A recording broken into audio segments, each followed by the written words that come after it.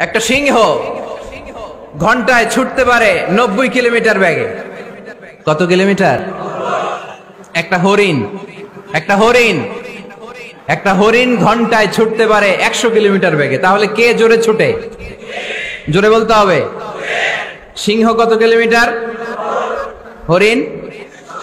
তারপরেও হরিণটা 100 কিলোমিটার বেগে ছোটার পরেও সিংহটার কাছে সে ধরা পড়ে যায়।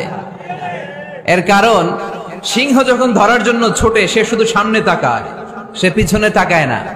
আর হরিণ 100 কিলোমিটার বেগে ছোটার পরেও সে ধরা খেয়ে যাবার ভয়ে বারবার পেছনে তাকায়। আর পিছনে তাকার কারণে ওর গতিটা স্লো হয়ে যায় আর সিংহের হাতে বধ হয়ে যায়।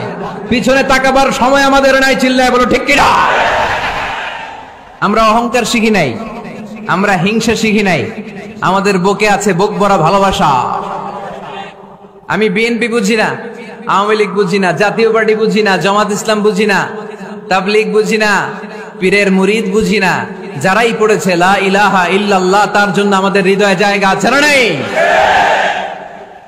মুসলমান কেন, হিন্দুদের জন্য আমাদের বুকে জায়গা আছে না নাই?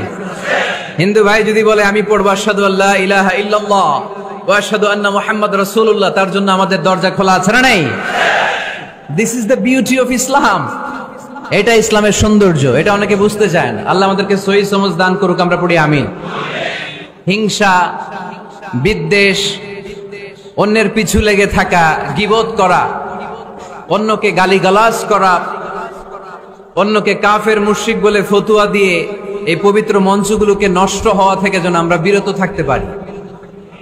আওয়াজ করে পড়তে হবে আমিন।